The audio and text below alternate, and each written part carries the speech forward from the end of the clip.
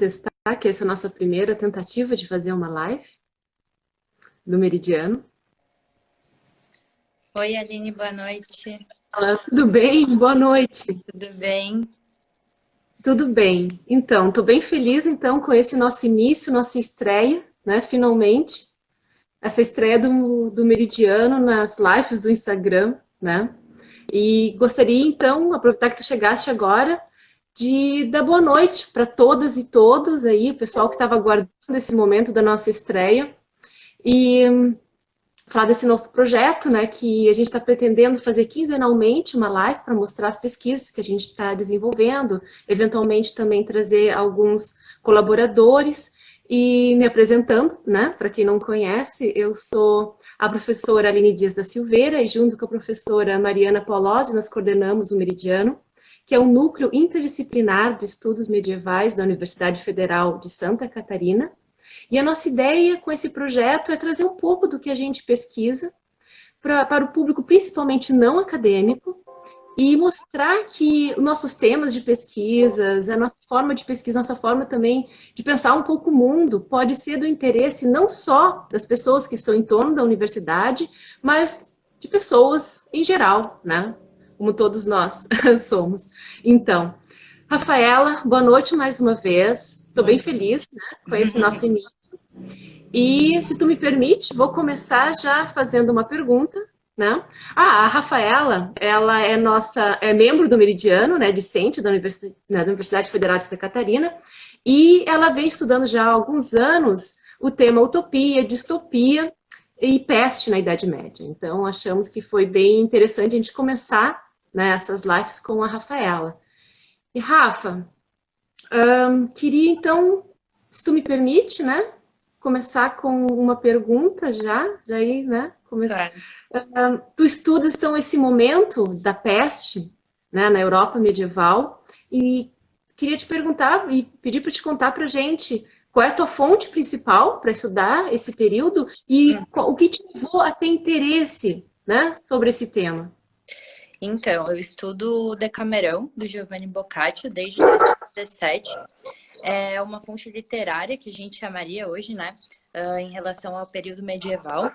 E eu me interessei em estudar essa fonte no início da graduação, esse documento, porque quando eu entrei na graduação eu achei muito estranho, né, o período conhecido como Idade Média ser um período que as pessoas sempre consideraram como um período estagnado, como um período sem conhecimento, aquele lugar comum da Idade das Trevas, né, que a gente já conhece, aí é falado nos livros didáticos. Eu já tinha essa coisa estranha dentro de mim desde que eu fazia o ensino médio, né? Então, quando eu entrei na história, eu decidi estudar um pouquinho mais a fundo esse período. E num dia eu peguei a fonte do Decamerão com um amigo nosso, o Léo, né, que faz parte do Meridiano também. Ele tinha o Decamerão na estante dele e eu peguei para estudar um pouquinho nas férias, assim, dar uma lida em alguma coisa diferente em relação à literatura medieval. E quando eu peguei o Decamerão, eu achei muito legal, porque eu vi que naquela fonte existia muita vontade, muitos desejos, tinha muito conhecimento, tinha muita coisa diferente. E eu encontrei uma Idade Média diferente daquela que eu conhecia nos livros didáticos, né? Então, eu vi, bom, realmente a partir daqui eu acho que eu consigo estudar alguma coisa. Esse livro pode me dar algumas respostas em relação às perguntas que eu fiz anteriormente, né, para mim mesma. Então, a análise que eu faço do Decamerão, quer dizer, a análise que eu faço hoje de formas de se conviver com a peste na Idade Média, ela é norteada a partir do Decamerão. Então, o Decamerão ele é um livro de 10 jornadas, digamos assim, mas ele é um livro onde o autor, Giovanni Boccaccio, ele narra a história de 10 personagens que se retiram do cenário da peste, né? Que se retiram de um cenário mórbido, se retiram de uma cidade que eles dizem que é uma cidade cheia de vícios, né? E vão para o campo em busca de um castelo para viver afastado um pouco desses vícios, né? Então eles se encontram, esses personagens, e vão para esse castelo. O Giovanni Boccaccio ele escreveu a obra entre 1348, que foi o ano que a peste se inicia em Florença, né, que é a cidade onde o Giovanni Boccaccio nasceu, e entre 1353. Então foram mais ou menos 5 anos de escrita aí da obra durante o período em que a peste permeava ali a cidade de Florença. Então, é bacana assim a gente pensar que foi um livro escrito no período e por uma pessoa que sofreu e perdeu amigos, inclusive para a peste, né? E é bacana a gente entender como que ele pensar como que ele analisou todo esse cenário aí dentro da obra. Então, essa é a minha pesquisa, né? Pesquisei, venho pesquisado durante esses 3 anos como esses personagens eles se comportam em relação a todo o cenário que está acontecendo na Florença medieval dentro desse castelo, né? Considerando que eles se retiram desse espaço e vão para esse lugar onde não existem os pecados, digamos assim, onde não existem a peste, onde não existe os ruídos das procissões nas ruas, imagens de morte e desespero, e vão para um castelo onde eles encontram belas decorações, onde eles encontram músicas, né? Colocam músicas, onde eles dançam, onde eles riem.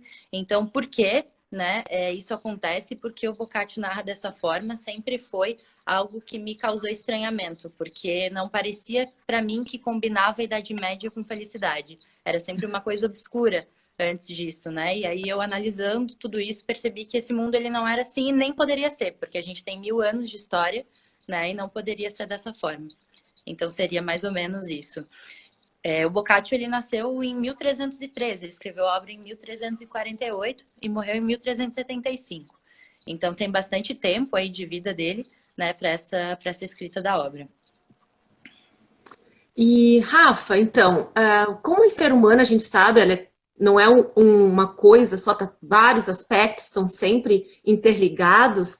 Uma curiosidade, talvez que seja também das pessoas que estão nos assistindo, tu poderias nos falar um pouco de como era a disputa de poder, né, que sempre houve na história, mas como é que esse momento Florença, a disputa de poder, e se isso influenciou também na obra e no contexto do Boccaccio?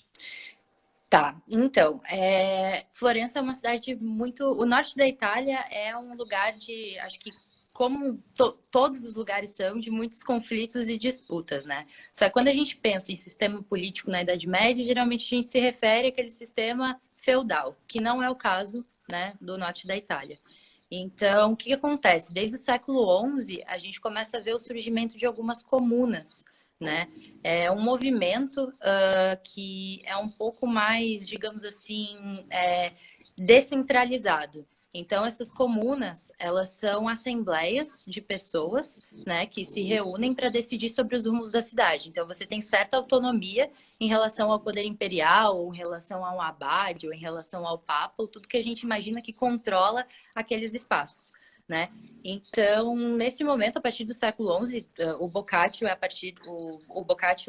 escreve no século XIV, né? Mas a partir do século XI, a gente começa com disputas disputas territoriais, e aí tem aquela discussão muito conhecida entre os guelfos e gibelinos, que é muito conhecida entre os historiadores, né? Mas o que são os guelfos e gibelinos? O papado e o império, eles começam a disputar as regiões. Então, as regiões, elas não são de uma pessoa só, não são do imperador em pronto, não são do papa em pronto, né? Começa a haver disputas ali no norte da Itália para que a gente decida com quem vai ficar os territórios. Só que com isso também começa a emergir, a gente tem a ascensão de uma classe social que não é unificada, que é a classe social dos mercadores. Então, a gente tem vários interesses em jogo. O partido dos guelfos e dos gibelinos são partidos que dizem respeito aos partidários do papado e aos partidários do império. Então, eles começam a disputar aquelas terras e o Boccaccio, ele, apesar de ter nascido em 1313, foi só em 1302 que na historiografia as coisas, dizem que as coisas começam a se acalmar. Então, em 1313 ainda existem muitos resquícios dessa disputa, né, entre territórios e tudo mais. Então, o que acontece? O Boccaccio está no meio de tudo isso. E o pai dele é um mercador, que influencia ele a ir pelo caminho da economia, do mercado, mas o Boccaccio ele foi criado, né, no caminho das letras. Então, ele conheceu professores e outras pessoas que ajudaram ele, apresentaram para ele outros autores da época, como o próprio Dante Alighieri, né? E o Boccaccio, ele cresceu nesse meio, e ele não gostava desse meio claramente, né? Então a gente tem o Vittorio Branca, que estudou, é um autor que estudou o Boccaccio, a vida do Boccaccio, e percebe a inclinação dele para o caminho das letras sempre. O pai do Boccaccio, ele pede para que o Boccaccio vá para uma corte do Roberto de Anjou, o sábio, quando ele é novo, para tratar de assuntos econômicos, né? E o Boccaccio vai para lá e não trata de assuntos só econômicos, ele trata de tudo, ele trata da intelectualidade, ele conhece vários autores diferentes, ele escreve muito. Então, o Boccaccio, ele nasceu e ele está inserido num espaço de disputas territoriais, onde as pessoas estão tentando se afirmar ali, né, como, nós somos os donos, ou nós somos os responsáveis pela ordem da cidade de Florença, e outros grupos tentando se afirmar da mesma maneira, e ele não se vê encaixado nesse lugar. Então, ou nesse tipo de disputa, né? Então, para mim, inclusive, a obra do Decamerão é uma obra que é uma obra muito crítica social, digamos assim, porque eu estudo, né, a primeira jornada do Decamerão, que é a jornada de Pampinéia. É uma personagem dessas que se retiram do espaço vicioso da cidade, vai para o campo.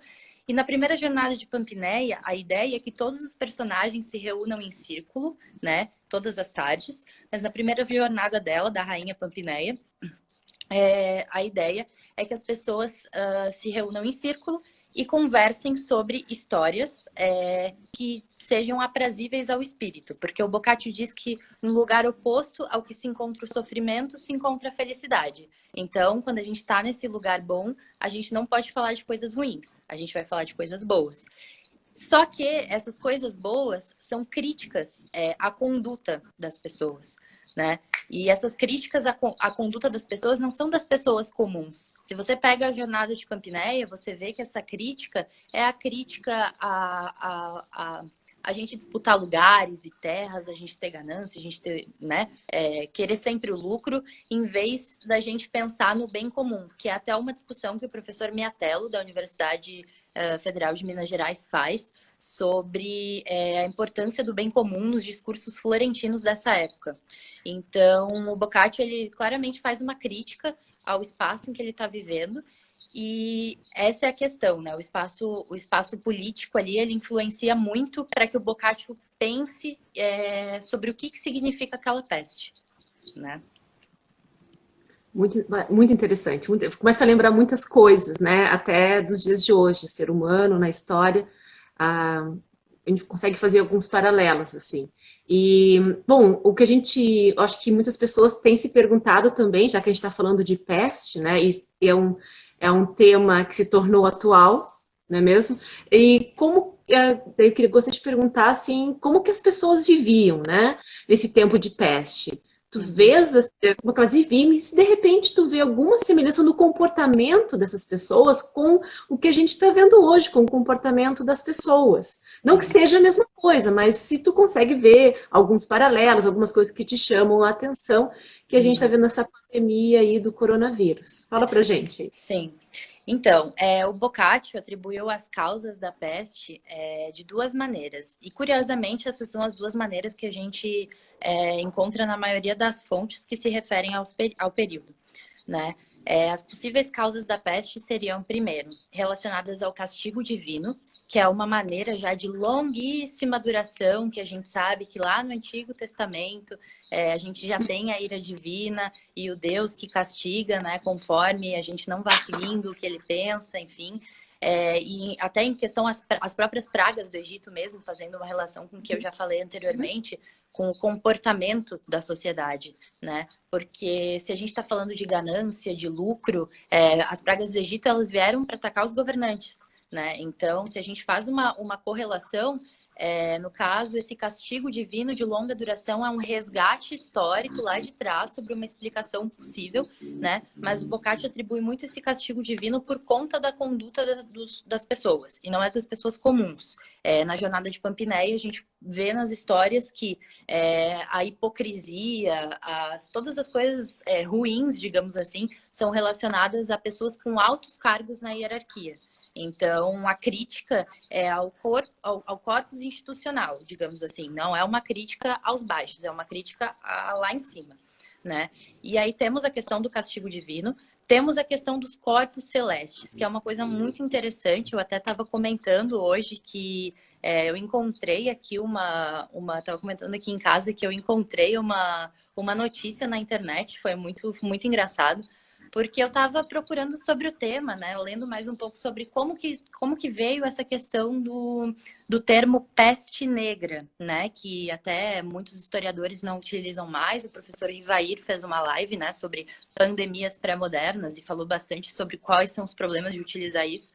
E a gente tem aí um escritor em 1350, Simone Scovino, que associa a peste negra, no caso o termo negra, né, que a associação do negro, veria de um termo que ele coloca no poema dele, que é o mors nigra, relacionado a uma conjunção celeste entre Saturno e Júpiter. O Boccaccio também fala no Decamerão, seja por qualquer que foram as causas dessa peste, seja por castigo divino, ou seja por junção dos corpos celestes, ele menciona essas duas. E o Simone Scrovino, ele diz que a conjunção de Saturno e Júpiter é uma conjunção de morte negra, mas a gente vê que as apropriações do termo negro foram utilizadas principalmente na modernidade, a partir do século XVII, que elas foram associadas. Então, se usa mais peste bubônica, né? Só que esses corpos celestes que se juntaram ali, as conjunções celestes que se juntaram e propiciaram a peste, tem relação com os dias de hoje, porque eu encontrei um artigo na UOL sobre coronavírus e a astrologia e o céu de agora. Então, na UOL tem uma coluna lá de uma astróloga. Depois, quem quiser, todas as referências que eu trouxer aqui eu vou disponibilizar no Meridiano, tá? Mas no site da UOL tem uma coluna e ela fala que a gente está numa conjunção, né, de Saturno e Júpiter, assim como a conjunção da peste bubônica e também de Plutão hoje, né? Na peste bubônica não tinha o Plutão, mas hoje nós estamos na de Plutão. E por conta disso, nós estamos favoráveis, né, a receber as mesmas emanações, enfim, que os medievais receberam. Então, a gente vê dois tipos de explicação. Apesar do Boccaccio ser um autor cristão, né, na obra a gente consegue ver muita coisa do neoplatonismo, consegue ver muita coisa do aristotelismo, consegue ver muita coisa também do cristianismo, e a gente percebe que o Boccaccio aglomera várias temáticas de várias religiosidades e vários espaços dentro do livro dele. Por isso que a gente acaba trabalhando com o conceito de transculturalidade dentro dessa análise, né? Porque seriam várias culturas diferentes confluindo sem uma separação entre si, para que a gente possa entender essa análise profundamente. No caso dos corpos celestes, seria um resgate neoplatônico, né? Um resgate... Opa, caiu ali. Um resgate neoplatônico. Um resgate de uma... Um resgate não, porque a gente não está pegando do passado, né? É uma coisa que está ali presente todos os dias na vida deles enquanto intelectuais. Mas são explicações diferentes, né, para isso. E aí é muito legal pensar na perspectiva do neoplatonismo, porque a perspectiva do neoplatonismo é uma perspectiva do micro e do macrocosmos, que é uma coisa que a gente fala bastante nas aulas de medieval contigo, né, Aline? Que tu tem um texto, inclusive, sobre isso, que com certeza vai estar nas minhas referências, que é um dos melhores textos que eu já li, porque eu sou apaixonada por esse texto mesmo, vou puxar o saco aqui. Mas, enfim, a perspectiva do micro e macrocosmos é uma perspectiva que eu diria que é muito mais respeitosa com a natureza do que a dos dias de hoje. E é uma perspectiva medieval, né? Ou seja, aquilo que acontece na natureza também acontece comigo, né? Então, toda interferência que eu gero na natureza, mesmo que em pequena escala, gera consequências em larga escala. Então, o micro e o macrocosmo seria o micro, aquilo que acontece em mim, e o macro, que acontece de fora em escalas, né? A gente pode ir pensando, sei lá, tanto como o próprio espaço que tu está envolvendo ar, árvore, como isso numa maneira maior ainda, como o espaço, né? As conjunções. Então, são perspectivas, é como se fosse uma cebola, né? A perspectiva do neoplatonismo ali. E essa cebola tem várias camadas, e essas camadas têm interferências. Então, tudo que acontece lá fora acontece em mim, o que acontece em mim acontece lá fora. Por isso, eu preciso ter cuidado, eu preciso ter respeito e eu preciso cuidar com o que eu vou fazer. Porque o que acontece lá fora vai acontecer aqui, o que acontece aqui vai acontecer lá. É como se fosse um grande espelho. Então, dentro desse assunto, a gente poderia até falar sobre como é que as pessoas cuidavam da própria saúde a partir dessa perspectiva.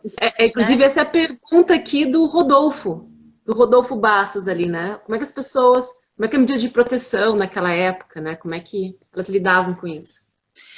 Tá, eu trago ali depois as medidas de proteção, que é mais pro final é mais questão de saindo um pouco da explicação do que é a peste, mas eu já retomo essa questão. Eu penso muito hoje que muita gente fala muito mal, assim, digamos, da astrologia, né? Porque não é ciência, porque não é isso, porque não é aquilo. Eu acho que os usos que são feitos hoje, a gente tem que tomar realmente muito cuidado. Mas a gente não pode desconsiderar a importância que teve quando a gente vai falar de saúde, por exemplo, né? Quando a gente vai falar de saúde ou daquilo que a gente vai falar de medicina medieval, digamos assim, com algumas aspas, né? Porque é muito diferente. Não vou adentrar muito nisso hoje.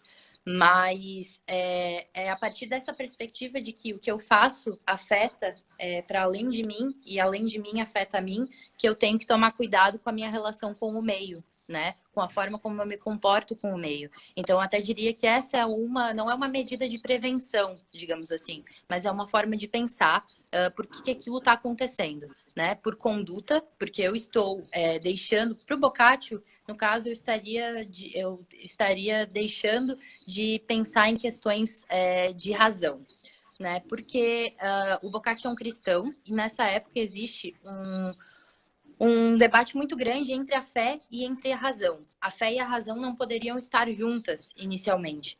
E com a tradução dos textos gregos, né, que vem com o movimento árabe, pelo que a gente sabe, desde a partir do século IX, principalmente a partir da fundação da Escola de Bagdá, a gente sabe que essa questão do racionalismo começa a chegar ali. Então, se a minha perspectiva, né, em relação à leitura da fonte, a leitura da documentação, se eu não faço, se eu não cuido e se eu não agir com racionalidade frente a tudo aquilo que está acontecendo, se eu não cuidar da minha conduta, eu afeto o próximo e eu afeto o macro, né? Então, é uma relação de concomitância, digamos assim. Tá muito junto, né? Então, por conta disso, por conta dessa interferência em larga escala que a gente gera, a gente poderia começar a falar um pouquinho sobre saúde, sobre medicina, sobre como as pessoas poderiam se cuidar, sobre como que elas enxergavam. E o Boccaccio, ele escreve esse livro, ele diz, pensando muito nas histórias que são faladas em praças, que são faladas ao redor das cidades, né? Que é uma coisa linda que eu acho que o Boccaccio faz, que é isso E a de... gente pode ter uma ideia, né, como é que as pessoas sentiam, pensavam, os medos. Sim. Ele diz que, assim, ele altera, sabe? Ele não dá pra ver que ele não quer mentir, assim, ele altera algumas coisas. Mas coisas que ele escutou, coisas que ele vai complementando. Então, dá pra gente questionar se isso pode ser realmente uma perspectiva mais difundida, digamos assim, essa coisa dos corpos, não só nos escritos, né? Essa coisa dos corpos celestes, essa coisa do castigo divino. Só que isso está muito em concomitância e a gente tem a mania de querer separar na Idade Média as coisas. Não, porque isso aqui é cristão, porque isso aqui é muçulmano, porque isso aqui é isso, porque isso aqui é aquilo. E a gente não está na modernidade, esse é o fato. A gente não está lá e não está separado em caixinhas, né? Que nem a gente sempre fala. Então, as coisas elas estão muito relacionadas. E para a gente poder explicar, a gente precisa, para poder entender, a gente precisa explicar esse movimento a partir das diversas perspectivas que convivem juntas. Então, essa questão, essa relação que eu vejo muito sobre conduta com os dias de hoje. É muito sobre conduta. Eu vejo muita gente falando, aquelas frases que a gente vê na internet, né? Porque a gente vai sair dessa, porque dos tempos difíceis que a gente já teve, depois vieram tempos melhores, como o Renascimento. Não, as pessoas, elas não mudaram as condutas, né? Elas não pararam para pensar nas condutas. Então, isso a gente pensa até em condutas pré-peste, né? Relações com o dia de hoje. E a relação até com o documentário. Eu não sei se vocês já viram, se todo mundo que está aqui presente já viu o documentário que saiu do Explicando o Coronavírus. Não sei se todo mundo teve a oportunidade de ver, Aline? Não, ainda não vi, não. Então, é um documentário rápido ali de uma série do Netflix que fala um pouco sobre algumas questões, mas o que me chama mais atenção é que entra muito em conduta também, né? Em como o ser humano hoje, pela explicação do documentário, né? Como o ser humano hoje pode colocar muitos animais juntos e isso causa um perigo porque a gente não pensa no ambiente, porque a gente não pensa... Assim, a gente está falando de conduta há muito tempo, né? A gente já sabe disso há muito tempo, na verdade. Não é hoje, porque o ser humano hoje faz isso, faz aquilo. Não, o ser humano está fazendo coisas há muito tempo que não são boas em relação à conduta. Só que a gente chegou num momento na nossa sociedade que a gente distanciou o micro do macro. E essa é a grande questão, né? Porque esse é o problema. É como se economia, política e poder não tivesse relacionado à saúde, não tivesse relacionado à natureza e, consequentemente, relacionado a incertezas. Então, a gente chegou no momento que a gente acha que a gente sabe de tudo e que a gente controla tudo, porque a gente tem preguiça de olhar para trás e aprender com o passado. Então, a gente já adorei. Tem preguiça de olhar para o passado. A gente já sabe que a conduta é um problema há muito tempo, né? E aí é muito fácil a gente falar, porque... como é que é aquela frase? Não, as coisas não podem voltar ao normal, porque o normal era o problema. Beleza, mas você vai fazer frase de impacto, mas o que é, então, que a gente tem que fazer? A gente tem que olhar, né? Eu não tô querendo dizer que a história tem que ser mestra da vida, que ela tem que voltar a ser mestra da vida, mas a gente não pode desaprender as coisas. E me parece, muitas vezes, quando eu vejo documentários que, nossa, o ser humano hoje chegou numa escala em que ele faz muitas coisas que destroem. O ser humano faz coisas há muito tempo, não é de hoje. Não é hoje, porque a gente tem um sistema capitalista. Claro, com certeza. Hoje isso lembra um pouco Boccaccio. Isso lembra um pouco Boccaccio, né? Porque hoje, né, chegamos nessa questão... Ele também tem uma percepção, assim, né? Que está chegando no fim dos tempos, quase. Sim, exatamente. E aí, essa questão de desaprender com o passado, de não olhar para o passado e de falar que o problema é hoje, eu acho que a gente acaba mascarando algumas coisas e trazendo aqueles tipos de discurso que a gente falou anteriormente, que são discursos de gente, vai ficar tudo bem, depois da tempestade sempre vem o sol.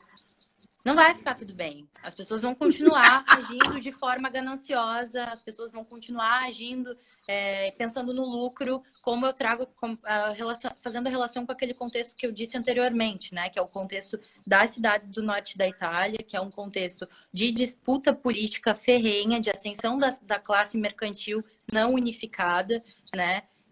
E a crítica do Boccaccio justamente é aos grupos que estão envolvidos nesse processo. Então, é a conduta desses grupos por se afastarem da fé, né? Por não estarem... Na verdade, não por se afastarem da fé, por se apegarem muito à fé e não atrelarem a razão em concomitância com a fé. Porque não adianta nada você ter fé e não colocar a razão na hora de agir para essa fé, né? Você tem que agir.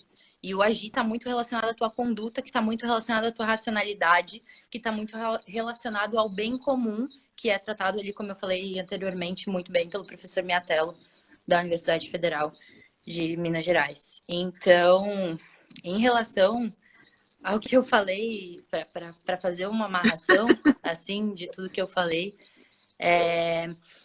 o Boccaccio, quando ele chega com os personagens no castelo, ele diz: esses personagens estão indo para esse castelo com coisas belas, enfim, mas eles têm uma vida regrada e ordenada. Essa vida regrada e ordenada propõe que os personagens façam coisas em determinados momentos do dia, que me lembra muito o que a gente tem que fazer hoje, em determinados momentos do dia, quando a gente vai ao mercado, quando a gente volta, quando a gente se cuida, quando a gente sai na rua. Então, são coisas ordenadas.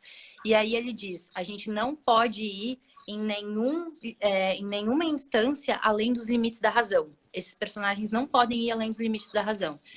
Então, aí a gente vai falar também um pouquinho de como que esses personagens, como que as pessoas, né, no Decamerão, pro Boccaccio, conviviam em relação à peste. Então, ele tem, logo na introdução, algumas páginas falando de alguns grupos, que me lembra muito hoje também. Um dos primeiros grupos são os grupos das pessoas que não fazem nada, que ficam em casa e não fazem absolutamente nada, que não se entregam, segundo ele, nem à luxúria, então ficam em casa.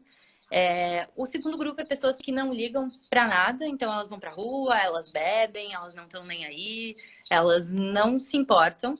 Né? E o terceiro grupo é o grupo das pessoas que se afasta da cidade porque acha que os vícios estão na cidade. Então começam a ocupar casas de campo, começam a ocupar casas afastadas dos muros da cidade, porque aqueles muros são o lugar dos vícios, né? E aí a parte que a gente já falou um pouquinho do neoplatonismo, que é a parte que o Boccaccio começa a entrar um pouquinho mais com a questão aristotélica dele ali na obra. Então, para relacionar principalmente a conduta, né? Por que o Boccaccio faz isso? Porque ele foi para uma corte no sul da Itália, né? Na corte do Roberto de Anjou, de Nápoles, e lá ele conheceu um monte de gente diferente, vinda dos diversos lugares. Ele tem as tábuas astrológicas dele, ele tem os textos que ele compartilhava com algumas pessoas que ficavam na corte para tradução também. Então ele tem uma forma muito dinâmica de compreender o mundo e ele é aberto aos debates, né? Pelo que me parece, porque por tudo que ele inclui, claro, tu não vai ler a fonte, nossa, o Boccaccio é maravilhoso, não tem nada do que hoje eu falaria como machismo, não tem nada do que... Nada, não. Tu vai ler a fonte, tu vai olhar, nossa, pesado, tu vai lendo aqui o livro e tu fica, tá, isso aqui, enfim. Mas tem coisas, né, ele é um homem de seu próprio tempo, como eu sempre digo, mas tem coisas que a gente vê que é muito legal porque não é aquela idade média que a gente coloca nos livros didáticos, né, como eu trouxe no início. Então, essa questão da conduta é muito importante, sim, e ela, para mim, é o que aproxima muito o Decamerão dos dias de hoje, porque a crítica à conduta ela é feita desde 1300 e a gente está até hoje, não sei quem falou aí, eu vi que alguém tinha falado alguma coisa ali embaixo, nessa questão de não, precisamos mudar a conduta e gratidão e coisa, tá, mas, né? Então, eu vejo que as pessoas sabem que o problema é a conduta, mas as pessoas separam muito o micro do macro e isso acaba se perdendo um pouco. Então, essa relação, né, entre condutas antes da peste e condutas depois da peste, né, que a gente pode falar um pouquinho. Então, eu achei bem interessante que tu falaste, porque assim, no início a gente está falando ali, começamos a falar da peste na Europa medieval, mas começou a falar do Boccaccio, e apareceu o neoplatonismo, apareceu o aristotelismo, e apareceu árabes, apareceu a corte da Sicília, ali, meio do Mediterrâneo, onde tem muitas confluências, e tu falou também dessa questão de como o conhecimento está se movimentando, então me parece que tem muito mais elementos que transcende, que vai muito além da ideia de um espaço europeu, né? Uhum. Então, como é que esse intelectual, que é o Boccaccio, essa personagem, essa pessoa medieval, que também é um intelectual, no meio de tantas transformações culturais, e como é que tu já falaste, né, que ele explica através da razão e tudo mais, mas me fala um pouquinho mais sobre essa questão fé e razão, questão árabe, essa corte aí da Sicília, vai essa questão assim dessa confluência aí cultural. Uhum. Ele elenca, como eu falei desde o início da obra, que a conduta ela deve mudar em torno da racionalidade. Então, de nada adianta a gente ficar acreditando nos preceitos de fé, acreditar que tudo vai ficar bem, se a gente não mudar a conduta. Então, tem uma autora, que é a Ana Carolina Lima, se não me engano, vai estar na bibliografia também, que ela diz que muitas coisas que foram propostas nas literaturas, elas provavelmente foram sugestões, né, para a gente modificar a realidade, e que o Decamerão é uma dessas sugestões. Então ele diz, né, que a conduta ela deve mudar em torno da racionalidade, pensando numa vida regrada e ordenada, e aí fazendo a vida dos personagens como se fosse um espelho, né? E o que eu entendo através da obra do Boccaccio é que essa obra de crítica social é muito mais o agir de acordo com a sua fé do que apenas ter fé, né? Ao meu ver, no Decamerão, de nada adianta só a gente ter fé se você não tem responsabilidade social e se você não sabe viver em sociedade. Você precisa, então, se retirar e entender um pouco sobre o que é o seu papel no mundo, o que você faz no mundo, para poder entender de que forma você vai contribuir. Porque se você não tem responsabilidade social, você se retira no grupo de pessoas saudáveis, né? E por que ele pode pensar nisso, né? Eu consigo fazer essa associação muito com a influência, né, da filosofia árabe, porque a gente sabe que a filosofia árabe já está falando da questão da razão, né? A razão ocidental, inclusive, que tenta se sobrepor ao Oriente é árabe, né? A razão de hoje, a gente fala, não, o Ocidente tão racional, né? O Ocidente que explora o Oriente por conta de petróleo, que explora o Oriente por várias questões, é a racionalidade, mas na realidade, a racionalidade que explora o próprio Oriente Oriental, digamos assim. Né? E por que ele tem esse acesso? Porque ele está nessa corte da Sicília, do Roberto de Anjou, ele tem acesso a um dos companheiros dele, que é o Negroni, que auxilia ele na estruturação até de alguns escritos aí em relação à filosofia árabe, que eu vou deixar também ali na bibliografia, caso alguém tenha interesse, né? E essa filosofia, ela está muito atrelada com essa tradução dos textos, né? Que a gente falou desde o século IX, começa a tradução de alguns textos, principalmente com a escola de Bagdá. Então, o Boccaccio ele tem muito acesso a esses textos e na obra, se você faz a análise, se você começa a perceber que tipo de palavra que ele usa, quando ele fala de vícios, de virtudes e de conduta e de racionalidade, ele usa muito a palavra racionalidade. É muito estranho, né, num contexto em que muita gente está falando só sobre fé e que o Ocidente tá fé, tudo vai ficar bem, é fé. E aí a gente começa a ver esse movimento e a gente vê um cristão ali no centro, ali, né, na Itália, falando que a gente precisa da racionalidade. Mas eu vejo isso também com muito parte da experiência própria dele, né? Ele cresceu num lugar onde ele foi muito influenciado a ser um mercador, a participar dessas disputas políticas. Ele era muito eficiente.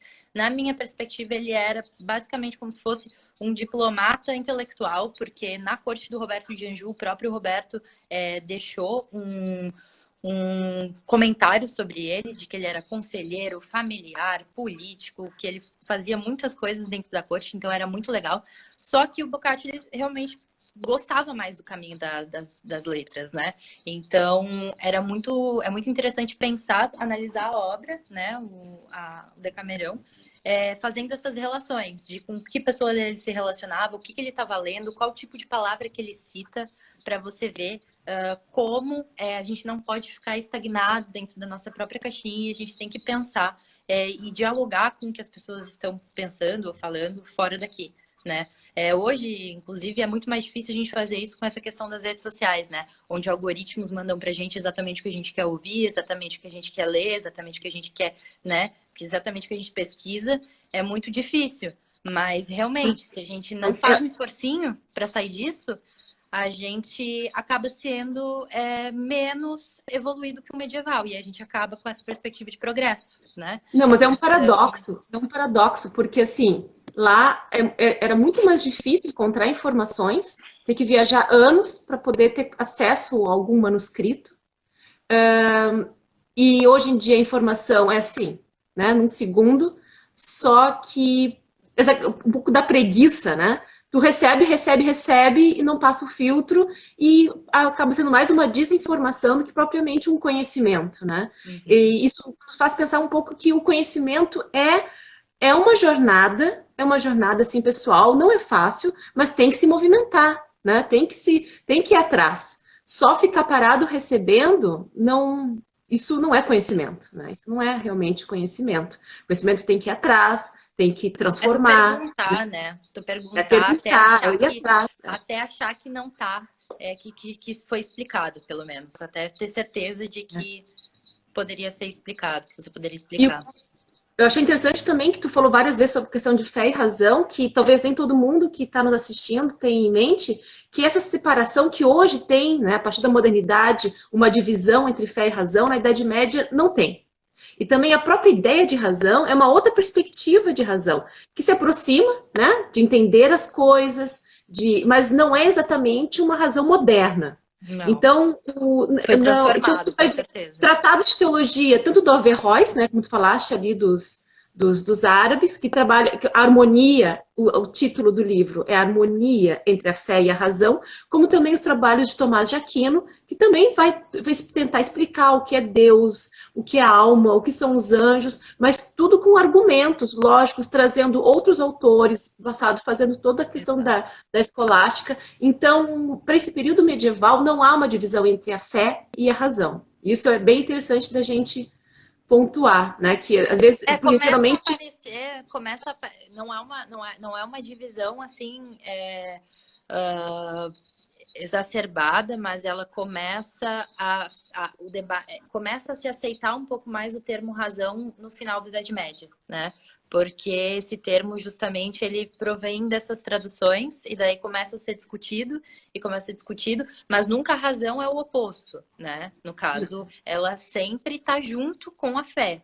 Então, é importante dizer isso, né? O Boccaccio, em nenhum momento, ele diz, não, a fé não dá, a gente tem que ser racional, no sentido que a gente vê hoje. Não é dessa maneira, com certeza. Ele está falando que a gente precisa agir em relação à nossa fé, mas esse agir, ele precisa ter racionalidade em relação à fé, né? A gente precisa estar se relacionando com a fé, mas não só acreditando que tudo vai ficar bem e orando e aí ir lá nas disputas territoriais e ficar se associando a um grupo ou se associando a outro grupo e ficar nas guerras que a gente conhece do norte da Itália, né? Então, a gente percebe no livro que tem muita crítica em relação à conduta destes grupos, principalmente relacionados aos guelfos e aos gibelinos ali, essa classe que vai ascendendo desde o século XI. Tem muita crítica nas histórias, né? Ah, fulano de tal, que é um abade de tal, faz tal coisa e acaba se dando mal. É o título de uma história. Ou um judeu para se safar da hipocrisia de 3 cristãos acaba criando uma história e convencendo todos eles. Boccaccio é cristão, então tu olha o negócio daquele e tu fica assim, como assim, né? Tanto é que a gente sabe que foi uma coisa que a gente estava comentando, né? Que foi mal recebida no início, e porque as pessoas olhavam aquilo e falavam, mas como assim? O cara tá falando mal. Então, assim, ele criticava muito essa questão institucional, digamos assim, essa instituição, e não a fé em si, mas o agir, né, a conduta, a razão, estavam totalmente ligados com o que a gente entende como fé. Então, poxa, se eu acredito numa coisa, eu não posso simplesmente negar tudo isso, né? Então, é uma coisa bem interessante mesmo, não é uma oposição entre fé e razão, mas também é algo que é complementar e vai sendo cada vez mais complementar do final da Idade Média para depois, porque é uma disputa, inclusive, intelectual, né, em relação à adesão desses termos por todos esses grupos que a gente comentou aqui. Rafa, então, se tu me permite fazer aqui, trazer uma pergunta do Pianta, o Piantá, né? O Lucas Piantá, nosso conhecido, então, e que já que a gente está falando que tu falaste da questão da disputa intelectual e tudo mais, ele está perguntando aqui, e pediu para te comentar um pouco a importância das obras de literatura para os estudos de história medieval. Olha, eu sou um pouco suspeita para falar disso, né? Mas a gente sabe que muitas vezes a literatura ela está associada com ficção, né? Uma coisa diferente, uma coisa que não tem muito a ver com a realidade, tem muito, muito disso, assim. Inclusive, tem algumas pessoas que dizem que as literaturas, por exemplo, Boccaccio, Decamerão, é o primeiro livro medieval realista, porque todos os outros eram muito míticos, como se mítico não tivesse a ver com real, enfim, fazendo sempre aquela distinção, né?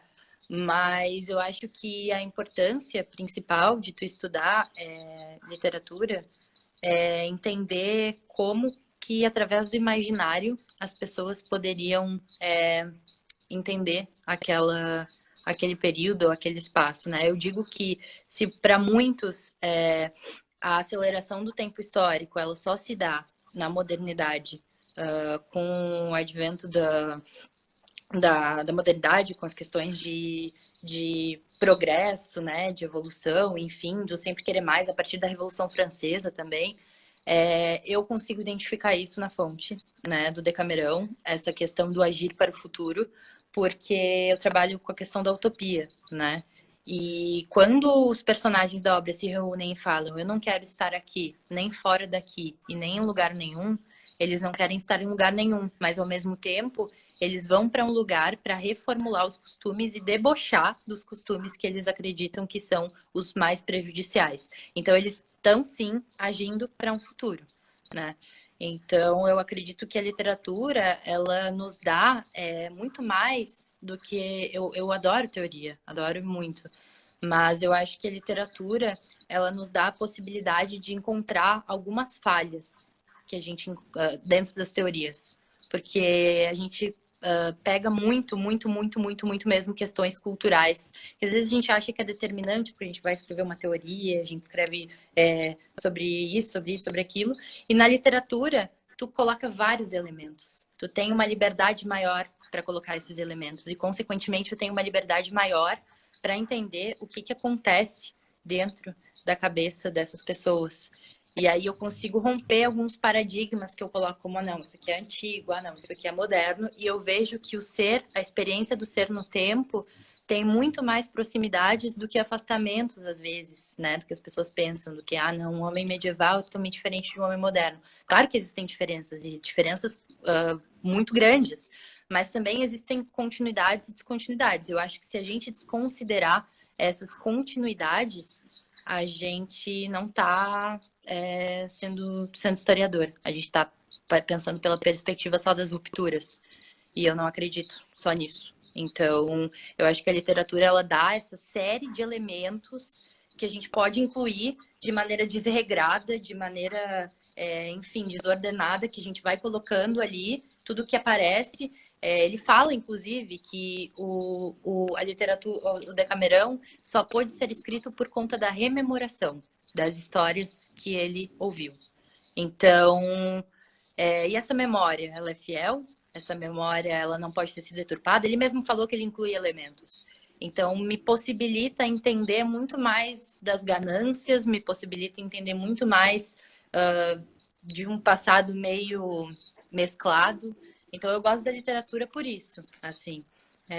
Ela me dá muito mais elementos, mas estou falando por mim, tá, gente? Quem for aí, não sei quem... Tem alguém aí de teoria, se tiver alguém aí de outra área, eu adoro, eu amo muito, adoro estudar, mas literatura, para mim, me possibilita ver questões que às vezes eu não enxergo em outros espaços. Então, estou falando de mim mesmo.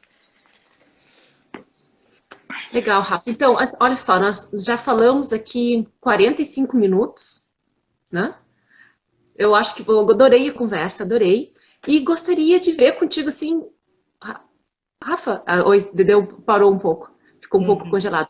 Rafa, eu queria dar esses últimos minutinhos, assim, para te falar mais alguma coisa, acrescentar mais alguma coisa, dar um recado pro pessoal, dar uma finalização, assim, na nossa conversa, que não precisa ser a última, né?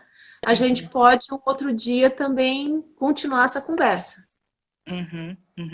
Não, bacana. Eu acho que o que fica um pouco da nossa... Não sei se tem mais perguntas, não sei se teve gente que mandou mais coisas, se puder dar uma olhadinha aí também. Olha, eu vi alguma coisa, mas como é a minha primeira vez aqui, não estou tão esperta. Deixa eu dar uma olhadinha aqui.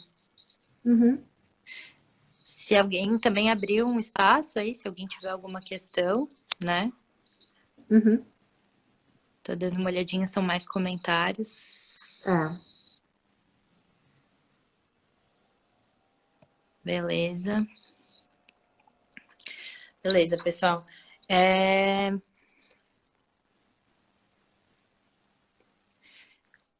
Bacana. Deu. Tava olhando ali se tinha alguma pergunta. Bom, se alguém tiver alguma pergunta para fazer, pode ficar à vontade. Mas eu acho que... Teve um comentário ali fazendo sobre que... tipo assim, né?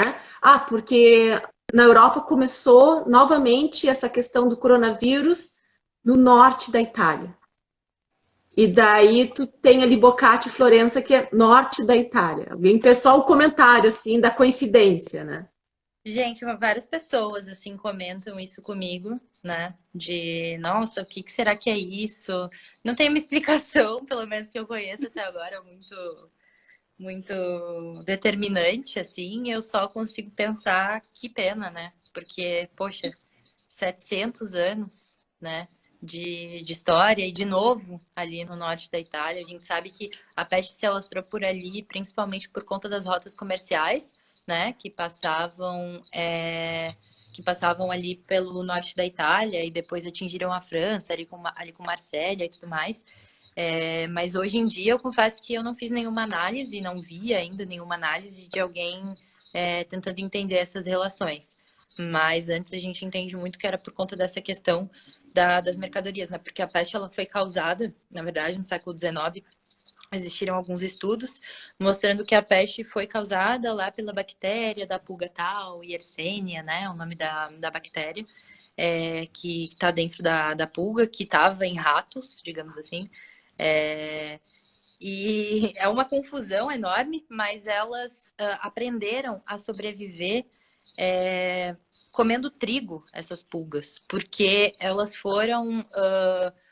eram transplantadas de um lugar para outro, quando se transplantava trigo, quando se transportava cereais, né? E essas pulgas ficavam sem os ratos hospedeiros. Eles aprenderam a sobreviver nesses lugares. Então houve uma evolução e por isso que no norte da Itália teve essa questão, foi mais afetado, porque lá passavam muitas rotas comerciais, a gente vê o desenvolvimento dos mercadores, né? Consequentemente inseridos nas disputas políticas das comunas. Então, eu não sei por que a Itália, de novo, no norte, foi acometida pela peste, digamos assim. Mas é uma questão muito curiosa e eu sinto bastante tristeza, né? Porque, poxa, 700 anos e de novo. O pessoal ali do Então, Story Studio tá colocando a questão que pode ser um ponto, né, entre uhum, muitos, que pela Itália do Norte ainda ser uma concentração comercial. Mas a gente pode pensar várias coisas, eu acho que faz sentido. sim. E Eu mas pensei nisso também, eu fiquei pensando nisso, nessa questão, né? pensar Pensei, sul da tem... Itália, que Oi? o sul da Itália medieval, apesar de ser agrário, tinha muitos portos também, né? Tinha, Ali pelo tinha. Mediterrâneo. Uhum. Mas é Sim. difícil encontrar uma Se resposta. acredita que ele tenha entrado pela Sicília. Alguns estudos acreditam que a peste tenha entrado pela Sicília, né? A peste bubônica. Só que ela se expandiu muito mais, quanto mais para cima, por conta das rotas comerciais. E daí Uhum. se identificou que elas conseguiam sobreviver em rotas, enfim. Mas enfim, o pessoal do Story Studio, eu percebi, eu pensei um pouquinho sobre isso também. Mas eu pensei que, poxa, existem tantos outros pontos de comércio hoje que são também determinantes para o mundo e a gente viu essa coisa da Itália estourar primeiro, assim. Então, eu confesso que eu não fiz nenhuma análise aprofundada sobre isso, mas eu pensei muito sobre várias coisas que poderiam ser, mas no final eu só consegui sentir meio uma tristeza, assim, né? Porque, de novo, fiquei, poxa, de novo. Mas não fiz um estudo muito a fundo acerca disso. Recomendo o livro Disfarce da Morte Vermelha, Edgar Allan Poe. Legal, obrigada. Não sei se alguém tem mais alguma colocação, mas eu acho que assim, eu geralmente sou bem forte assim nos pontos, né? Quando eu coloco alguns pontos, eu coloco eles até às vezes meio revoltosa com os dias de hoje, porque eu percebo que a gente tem muito o costume de colocar a culpa nos antigos, nos medievais, de dizer que hoje a gente é desenvolvido, que a gente é moderno, que a gente é tecnológico, que a gente faz um monte de coisa, mas eu percebo que são os mesmos debates de sempre, tá? A conduta é uma coisa que permeia e assim era uma coisa que não estava muito tema do meu TCC desde 2018, mas no início de 2017 não estava muito na minha perspectiva falar de conduta, eu estava mais tratando da utopia e tudo mais. Eu percebi, não, mas a conduta é um ponto-chave para eu entender a crítica social desse período, né, que o Decamerão faz nesse período. Então, aí quando a gente veio para propor essa live, eu pensei, poxa, as relações com os dias de hoje tem tudo a ver com o que eu tinha pensado em 2018, quando eu nem sabia que essa peste ia vir, né? Que é a questão da conduta. De novo, a gente falando de conduta. E aí, até retomar uma coisa que eu fiquei muito brava, que eu vi no LinkedIn, né? Que eu já até comentei anteriormente, mas não entrei muito. Eu vi no LinkedIn uma mulher falando, né? Ah, porque nos períodos, nos piores períodos, depois sempre tiveram as coisas boas, como aconteceu na peste negra, e depois teve o Renascimento. O Renascimento só foi possível por conta de intelectuais que viajaram o mundo, digamos assim, né? Que estiveram em contato com as dinâmicas de vários lugares, aceitaram várias coisas. E ele foi um movimento construído, não foi um movimento medieval, não. Nós somos renascentistas. O Boccaccio nunca falou, por exemplo, que ele era um renascentista, apesar de ter se reconhecido como renascentista.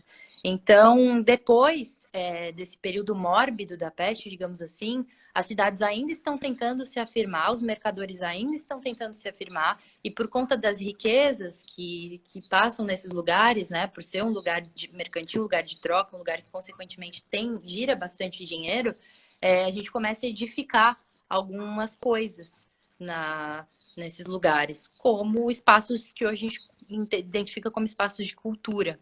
Então, a cultura, ela passa necessariamente a estar associada com a riqueza, né? E aí, quando a gente pensa nisso, a gente pensa numa análise posterior. As pessoas da modernidade olharam para aquele período e pensaram, não, ali tinha coisas belas porque o dinheiro investiu nessas coisas belas, né? Só que não é porque aquele lugar é provido de um espírito divino que abençoou todo mundo e deixou ele mais culto que o outro. Então, até foi um questionamento que eu fiz. Quando é que a cultura e a riqueza passaram a ser coisas juntas? Porque hoje a gente olha um negócio que a gente não concorda e diz, essa pessoa não tem cultura, né? Essa pessoa... E geralmente está associada, a gente vê discursos muito preconceituosos com alguns tipos de estilo musical, né? Ah, não, esse estilo musical aqui não é cultura, porque cultura é o que é erudito, é o que é mais, né? O que está mais acima. O que está mais acima, hierarquicamente, é aquele que tem mais dinheiro. Então, essa é uma análise posterior ao período e é uma análise que não considera que esses renascentistas e esses intelectuais, eles estavam principalmente em lugares que não eram a Florença medieval. Eram lugares pelo resto da Itália, pelo resto do espaço que hoje a gente compreende como Idade Média, para constituir as suas ideias. Então, eles viajaram, eles tiveram contato com dinâmicas diferentes, com intelectuais diferentes, com eruditos, eles estudaram em lugares diferentes, tiveram contato com outras coisas, não ficaram ali, porque ali é aquele lugar abençoado. Então, essa questão que me incomoda muito, porque depois do período ruim sempre há o período bom. Poxa, não é assim, né? Não é assim. Se a gente ficar só acreditando nisso, a gente vai estar, de novo, agindo só com a fé e não com a razão. A gente vai estar acreditando que as coisas vão ficar boas e etc, etc. Aí a gente se entrega aos grupos ali que o Boccaccio diz, os que se entregam ao vinho e bebem o dia inteiro. Pode ser, né? Também é uma boa. Não é tão ruim assim. Os que se entregam ao vinho, bebem o dia inteiro, ou que vão pra rua, fazem festa, ou os que ficam em casa trancados e se privam das luxúrias, ou os que vão pro campo e nunca mais saem de lá, porque o problema tá nas cidades, nas capitais, né? Porque o problema geralmente está ali, onde tem o maior fluxo de gente circulando, né? A gente faz essa associação também. Então... Falta 3 minutos, Rafa, para a gente encerrar, para dar uma hora.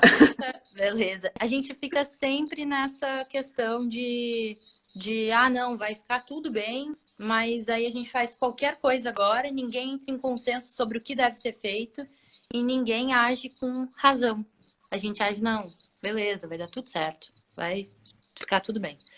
E eu acho que não que eu tenha uma sugestão, né? Nossa, olha, gente, devemos então agora fazer alguma coisa específica, não, mas eu acho que vale a reflexão de que nós estamos apanhando historicamente para o mesmo debate, né? E quando a gente fala de desenvolvimento, progresso e de tudo mais, a gente está se esquecendo de considerar que a gente está apanhando historicamente. Então, para o mesmo fio condutor. Então, assim, esse, para mim, é o que principalmente norteia as formas de se conviver com a peste em relação aos dias de hoje, desde a Idade Média. né? Muitas proximidades, muitos afastamentos, mas sempre... Queria agradecer muito, Rafa. Eu acho que foi muito, além de interessante, foi algo agradável. Eu me diverti muito, gostei muito dessa experiência, minha primeira experiência aqui, e foi muito agradável passar esse tempo contigo. E a gente não quer extrapolar o tempo, então resta 9, 8 segundos. Eu queria agradecer o público e